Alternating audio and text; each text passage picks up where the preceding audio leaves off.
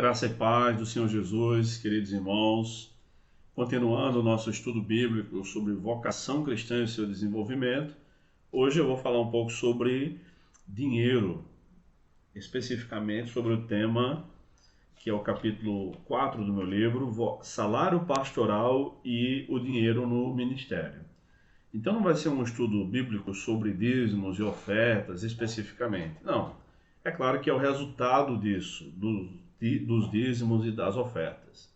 Mas vou tratar especificamente do salário pastoral e do dinheiro no ministério, né, do ministro, o dinheiro do ministro, tá? Então, eu quero começar lendo algumas passagens bíblicas, mas antes disso nós vamos orar. Deus amado, obrigado por mais esse dia que o Senhor nos concede, de bênçãos, de paz, de tranquilidade, de vitórias. Eu te agradeço por isso.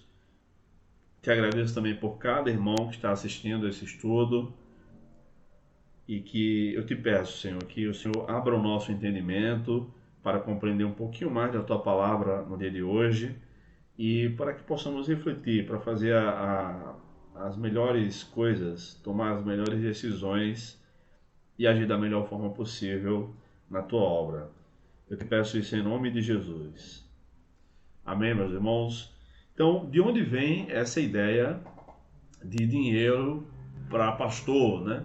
Muitos incrédulos que não sabem como funciona uma igreja pensam que todo o dinheiro que entra na igreja é para o pastor.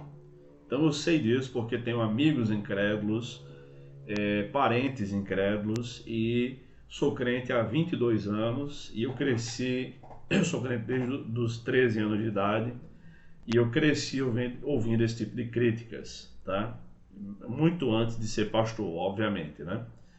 E embora isso seja verdade, em muitas igrejas, na maioria das igrejas não é assim.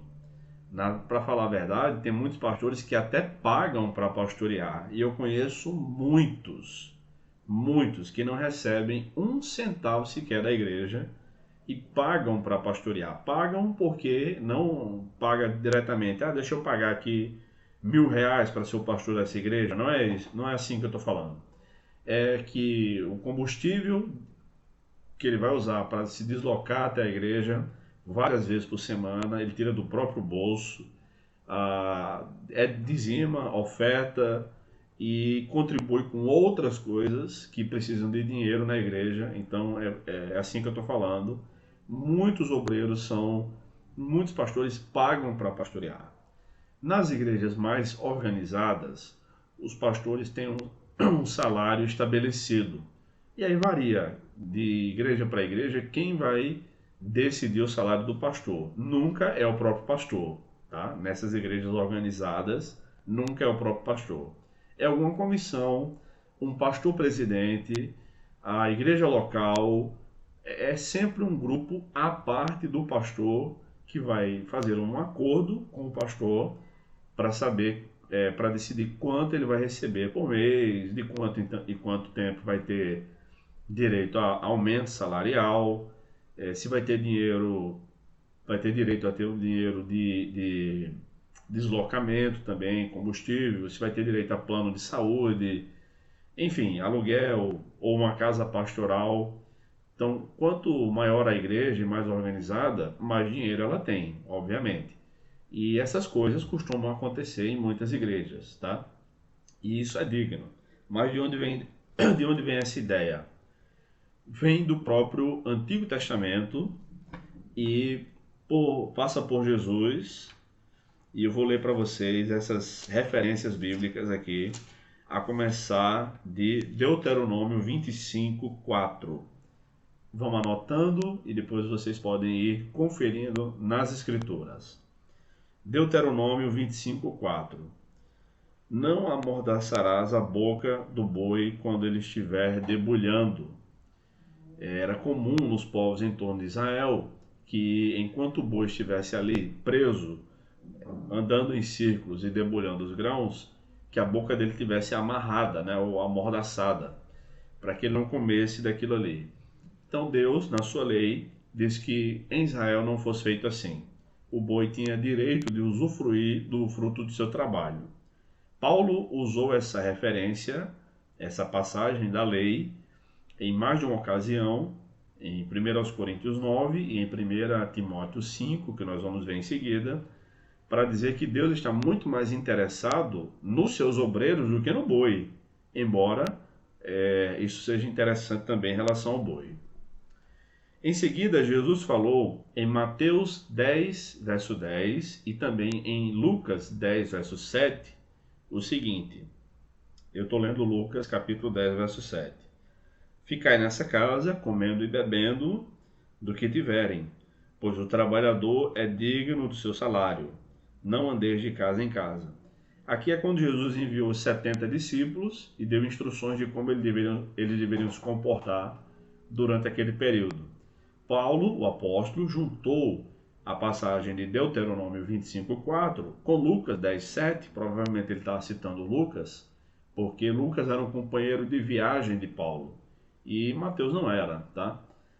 Embora seja a mesma passagem, provavelmente ele está citando o texto de Lucas para justificar o salário pastoral. Tem mais em Gálatas, em 1 aos Coríntios, verdade? 1 aos Coríntios, capítulo 9, diz o seguinte, vou ler para os irmãos. Não sou eu livre? Não sou apóstolo? Não vi Jesus nosso Senhor?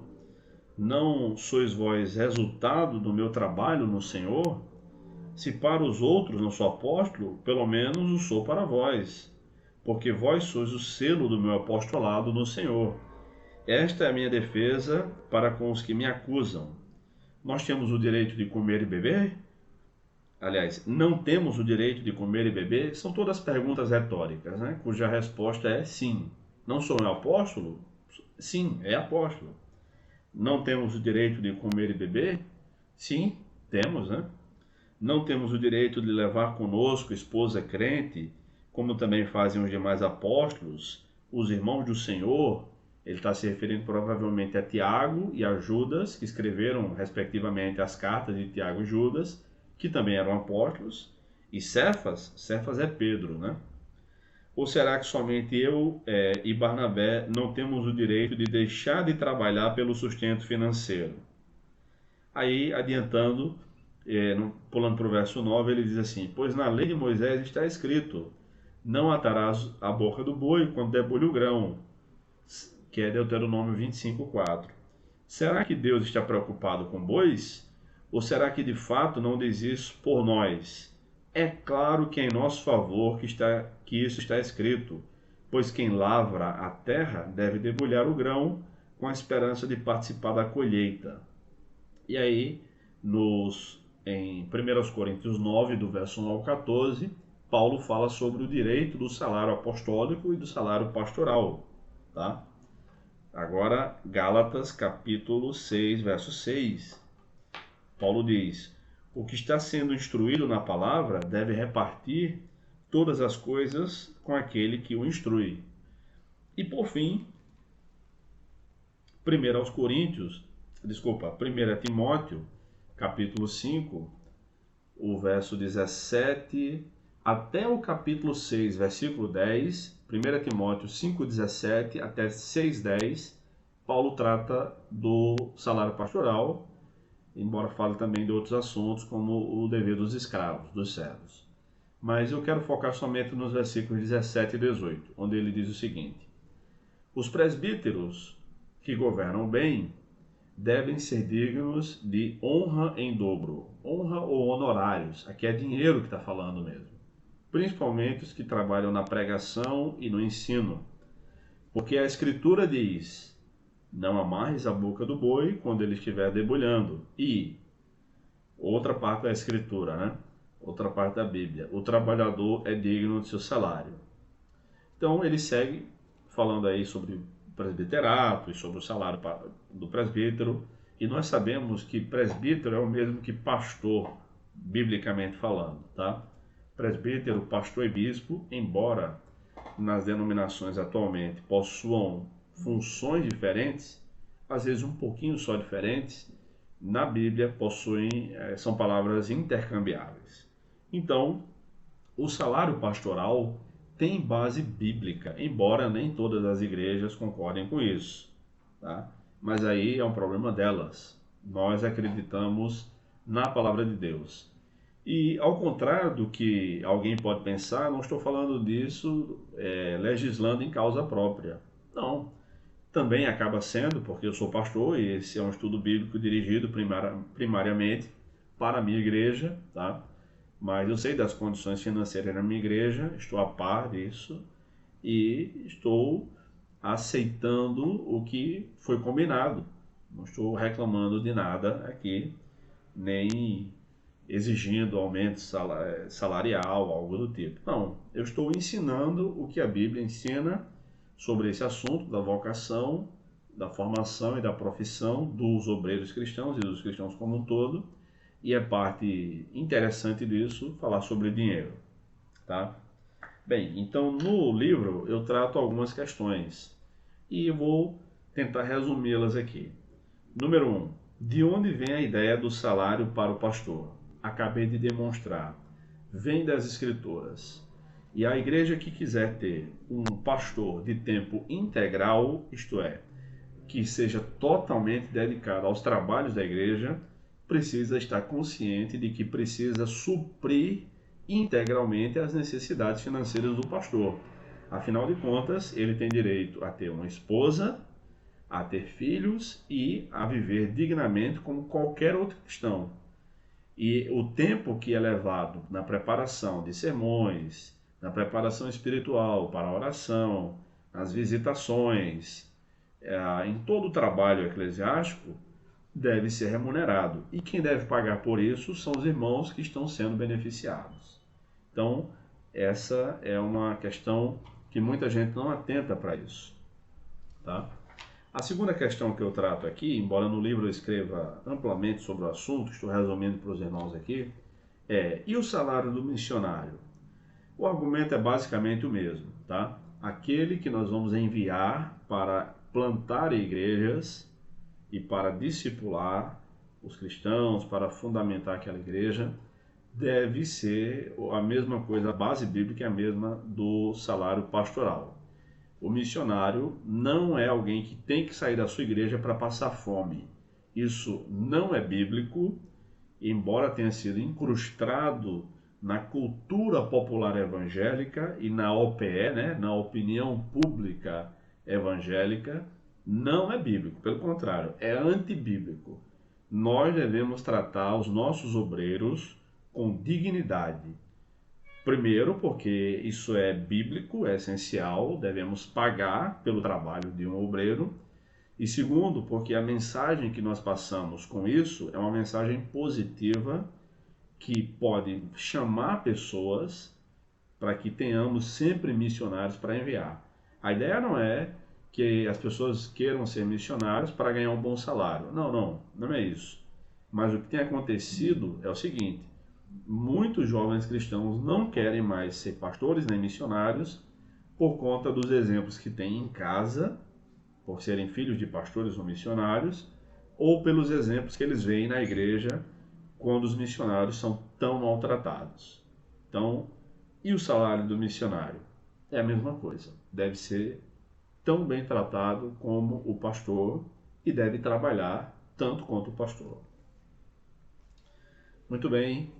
A terceira questão, deixe-me achar aqui. E a igreja que não quer pagar salário aos obreiros? Bem, se a igreja tem condições de pagar salário, mas não quer, essa igreja está em pecado. Porque eu mostrei amplamente as bases bíblicas para que o pastor receba salário. Algumas igrejas não pagam salário pastoral mesmo, né? A Congregação Cristã do Brasil, por exemplo, que é a famosa Igreja do Véu, a Igreja Cristã Maranata, diz, inclusive, no seu site oficial, que não vai pagar salário para pastor nenhum, que todos têm que ser voluntários. Inclusive, o que está no site da Igreja Cristã Maranata diz o seguinte: trata-se de uma igreja pentecostal, com sede em Vila Velha, Espírito Santo, e com 5.000 igrejas e templos estabelecidos em todo o território nacional. Além de estar presente em vários outros países. O Espírito Santo é aquele que conduz todas as coisas, sem projeção de pessoas, todos voluntários e não remunerados. Está lá o site da igreja cristãmaranata.org.br. Tá? Eu acessei em 4 de março de 2022. É uma igreja que está em pecado. A igreja que não quer pagar salário aos obreiros. Número 4. O obreiro cristão pode negar-se a assumir uma igreja por conta do salário? Sim, pode sim, ele tem todo direito. Se, por exemplo, o obreiro sabe que precisa pagar aluguel, água, luz, telefone, internet, fazer sua feira, a manutenção do carro, por exemplo, se ele tiver algum veículo, né? A escola para os filhos, e só é ofertado para ele um salário mínimo, enquanto que outra igreja está ofertando 5 salários, ele pode muito bem rejeitar um e ir para outra e exercer o mesmo ministério com toda fidelidade, a não ser que o Espírito Santo o guie, e aí tem que ser o Espírito Santo, não a vontade da igreja, para aceitar o convite daquela que vai pagar um salário, por exemplo. Mas ele precisa ter total convicção disso, acertar isso com sua esposa, com sua família, para não dar problema depois, tá? Mas o pastor, o obreiro, tem total liberdade, tanto de aceitar um convite, como de rejeitá-lo, por questão de salário. Uma coisa é pregar numa igreja, irmãos, e vou tratar sobre essa questão daqui a pouco. Outra coisa é pastoreá-la, trabalhar efetivamente. Então, assim como a gente pode aceitar ou não um convite para trabalhar num lugar, o mesmo é dito sobre os obreiros, eles têm todo o direito de rejeitar, se a igreja não lhe oferece condições de trabalho. Quinto lugar, o obreiro cristão pode trabalhar voluntariamente? Claro que pode trabalhar voluntariamente, mas essa também é uma decisão dele. O próprio apóstolo Paulo escreveu isso, né, aos Coríntios, que em 2 Coríntios, capítulo 11, versículos 8 e 9, que tinha aberto mão de receber salário de igrejas para pastorear os coríntios. E enquanto ele morou 1 ano e meio em Corinto, conforme Atos capítulo 18, ele morou na casa de Áquila e Priscila, e junto com esse casal ele fez tendas para se sustentar.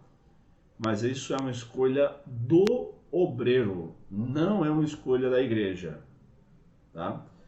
Eu também conheço casos de pastores que são ricos, que têm um trabalho, uma profissão fora, que paga muito bem, e ele abre mão do salário da igreja. Mas isso pode ter consequências para a igreja.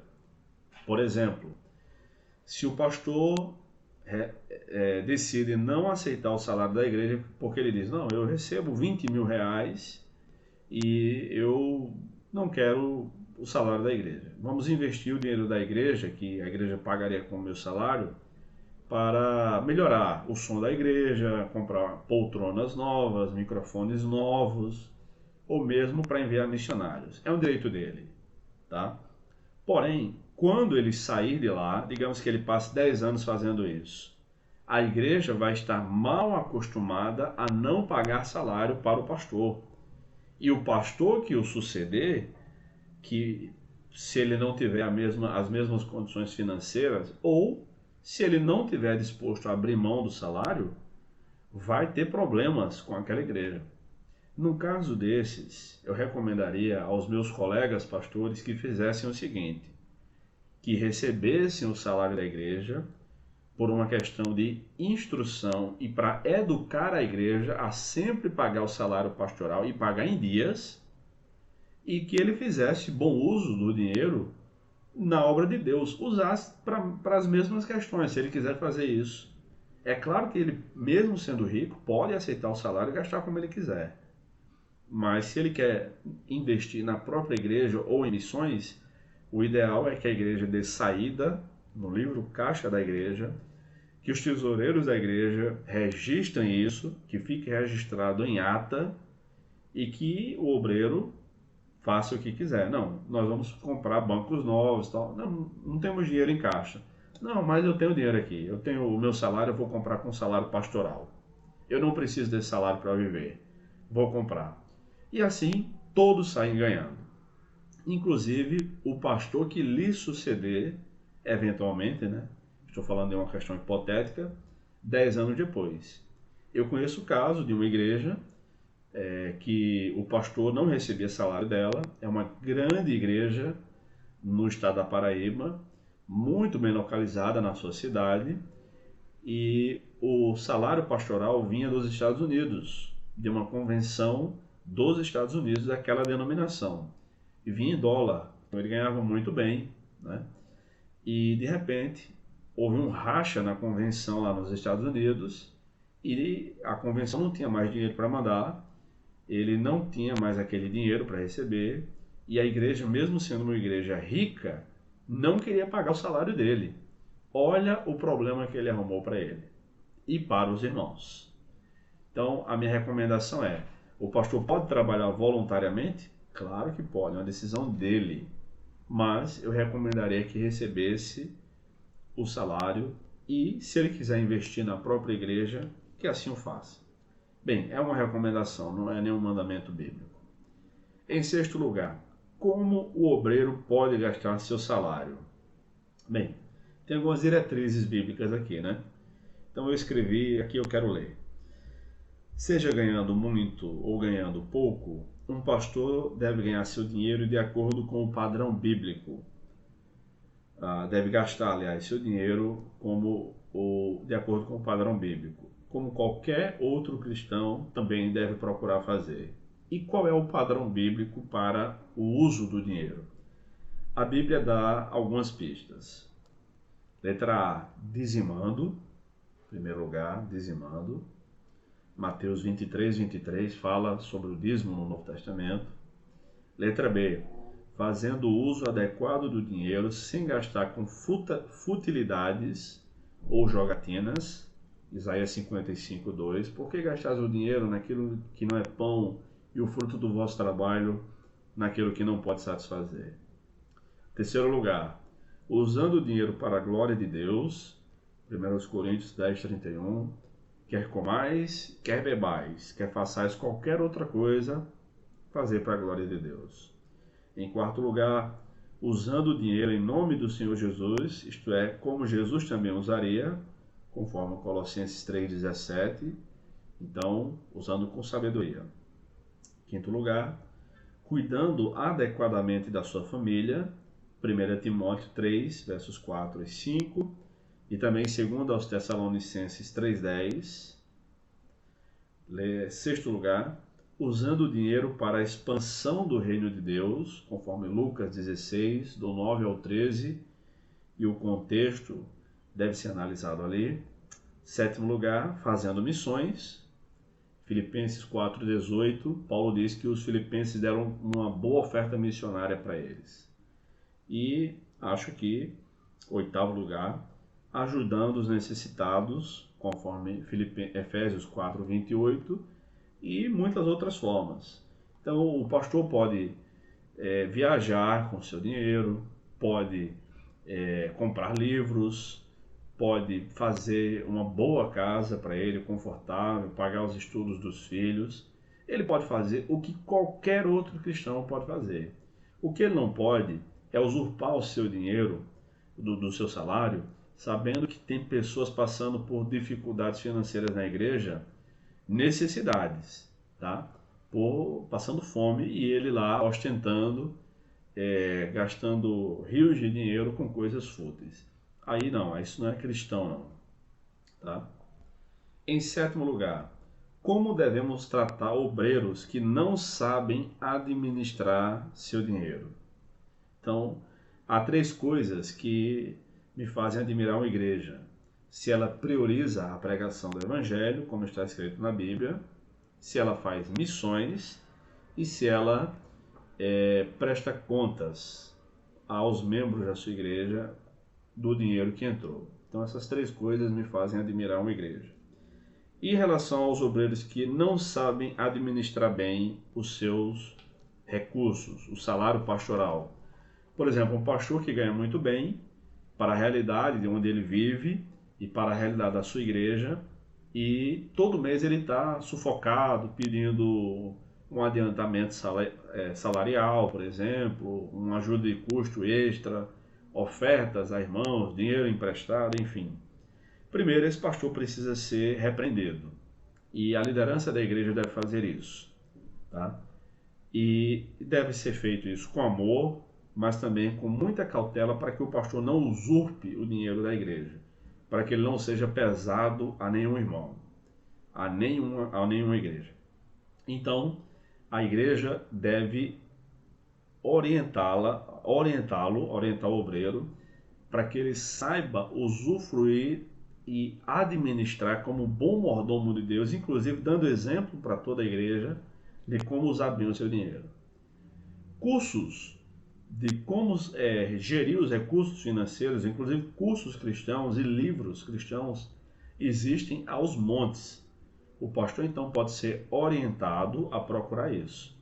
E se ele ficar pesado demais à igreja, não sabendo administrar, ele pode ser disciplinado e até mesmo expulso da igreja por não saber usar os recursos corretos, sendo ele pesado demais à igreja. Então o pastor pode usar o dinheiro como qualquer outro cristão. E como qualquer outro cristão, ainda mais ele sendo pastor, deve saber usar os recursos financeiros com sabedoria. Oitava questão: o pastor que trabalha fora da igreja. Então, além de trabalhar na igreja, ele trabalha fora.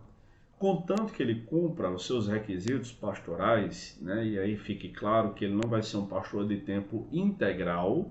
Isso pode acontecer porque a igreja não tem condições de sustentá-lo, e pode ser que ele não queira ser um pastor de tempo integral. É necessário que ele escolha bem e tenha líderes para que lhe auxiliem no ministério pastoral. E ele pode ser que ele ganhe muito dinheiro fora. Ganhar dinheiro, irmãos, não é errado, não é pecado, não é mal, não vai corromper necessariamente o coração de ninguém. Pelo contrário, quanto mais dinheiro o cristão tiver, mais ele pode ajudar na obra de Deus. E quanto mais nós falarmos sobre esse assunto, ensinando, instruindo biblicamente, melhor serão gastos os recursos dos cristãos que têm mais dinheiro no ministério cristão. Tá? Então, o pastor que trabalha fora da igreja deve estar atento a isso. Que isso não faça com que ele seja um pastor negligente, deixando de preparar mensagens, por exemplo, de visitar, de aconselhar. Ou, se não é possível fazer tudo isso, que ele escolha pessoas e as designe para isso.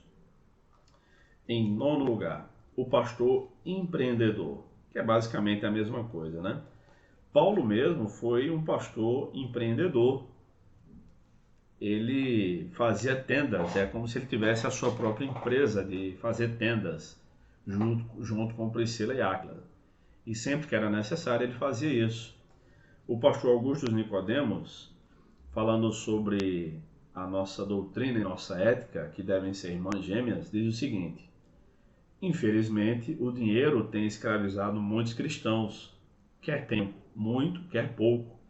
Deixam-se dominar pelas preocupações que ele costuma trazer, mas quando aprendemos a usá-lo, segundo os ensinos da Bíblia, o dinheiro deixa de ser nosso patrão para tornar-se instrumento do bem na sociedade. No excelente livro O que a Bíblia fala sobre dinheiro, o pastor Augusto Nicodemos fala isso. Aliás, tem ótimos livros que eu poderia indicar aos irmãos sobre dinheiro, e farei isso por escrito no grupo do WhatsApp da igreja e na descrição desse vídeo no YouTube. Tem muitas outras coisas aqui, mas o nosso tempo não nos permite, né?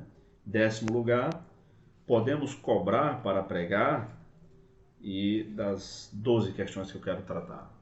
Não, cobrar para pregar não pode, tá? Uma coisa é combinar um salário para o pastor. O pastor vai pastorear, ele vai trabalhar efetivamente ali, ele vai dedicar a sua vida, vai se programar para os próximos meses ou anos, trabalhar junto com aquela igreja ou com aquela missão, enfim. Mas pregar não.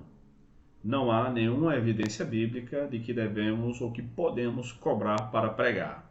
E alguns até têm dado a resposta de que pode cobrar para pregar, dizendo que não cobram para pregar, mas cobram para ficar afastado da sua família, cobram para se deslocar, cobram pelo seu tempo e por isso eles cobram, mas não cobram para pregar.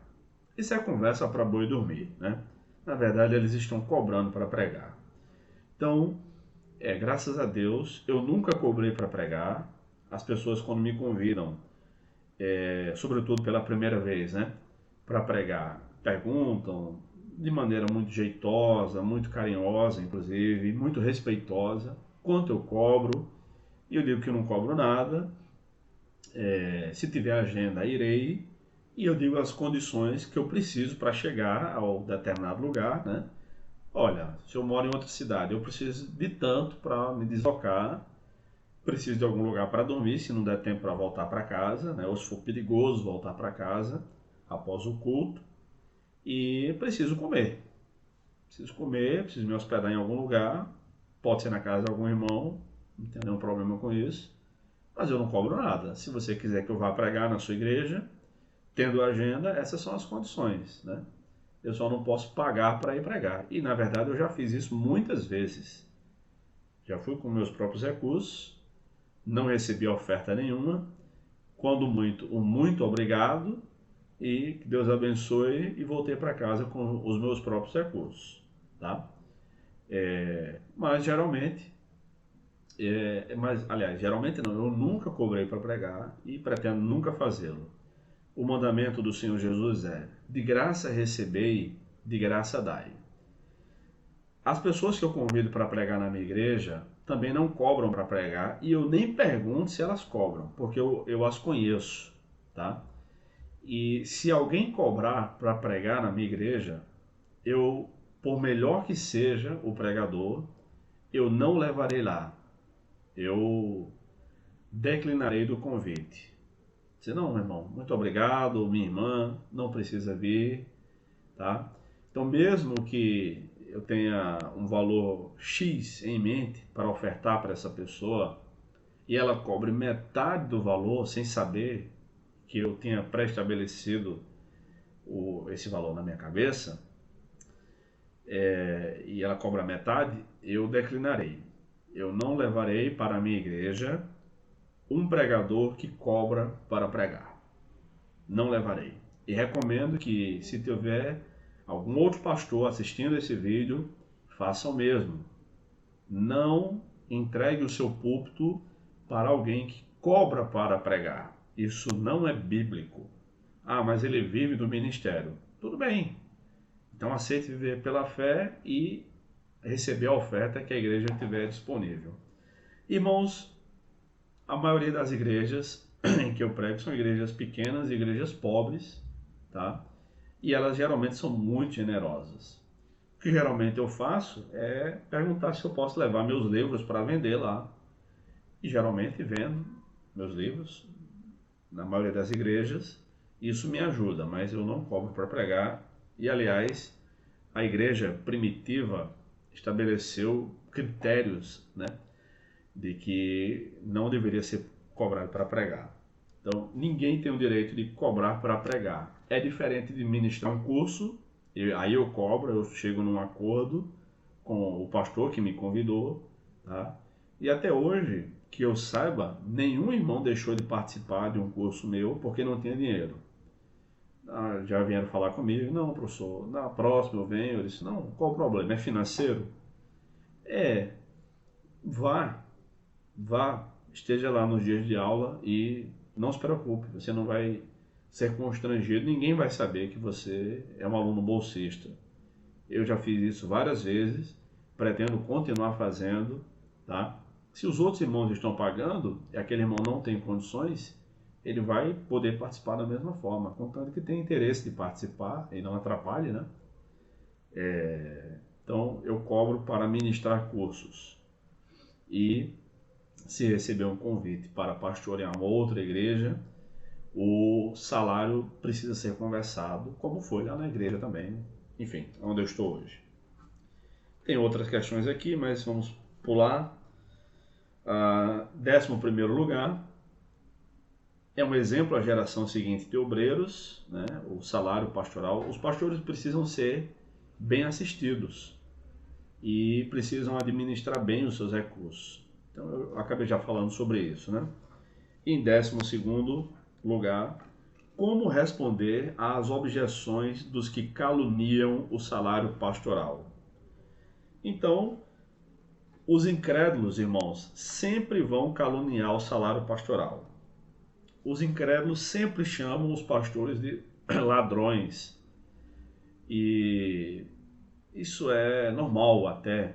A gente não deve se espantar com isso. Eu pergunto a você, se alguém que é cego passar e pisar no seu pé, você vai ficar chateado? Claro que não. A pessoa não enxerga, pisou sem querer, ela não viu. Isso pode machucar o seu pé, né? A pessoa que pisou pode até cair, mas a gente não tem o direito de ficar chateada com aquela pessoa, né? Pode sentir dor, mas não tem o direito de ficar chateado. O incrédulo é alguém que está cego, que não sabe que os recursos que nós usamos são para a expansão do reino de Deus.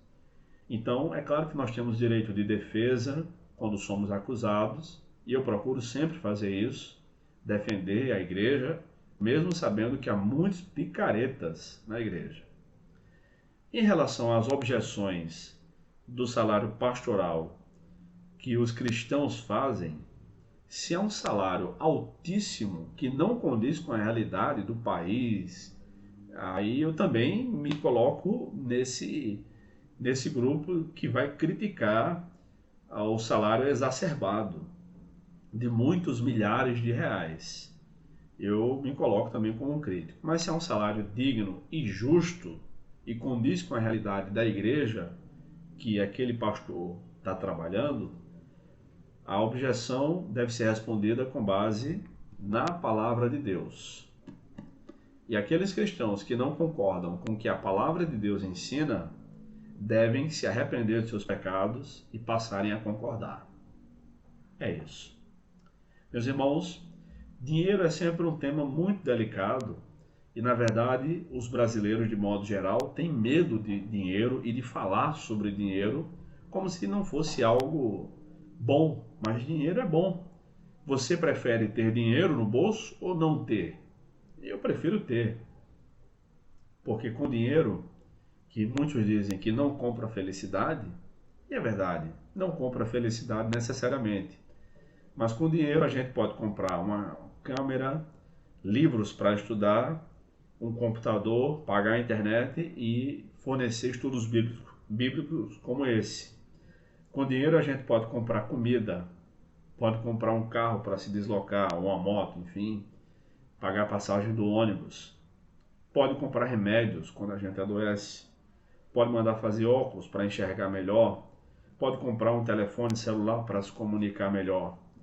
Então o dinheiro é bom e é necessário, não é um mal necessário. Até Jesus Cristo fez uso do dinheiro. Em Lucas capítulo 9, nos 3 primeiros versículos, você pode ler depois, é dito que mulheres ricas sustentavam o ministério de Jesus com suas posses. Imagina quanto 13 homens precisavam de dinheiro para comer, para se alimentar diariamente, para se deslocar, se hospedar, enfim. Era muito dinheiro. Isso foi durante 3 anos e alguns meses. Então, se até nosso Senhor Jesus Cristo fez bom uso do dinheiro, a gente não tem como viver nesse mundo sem dinheiro, tá? E os pastores também precisam de dinheiro para viver. Não é que eles precisam mais que os outros, não.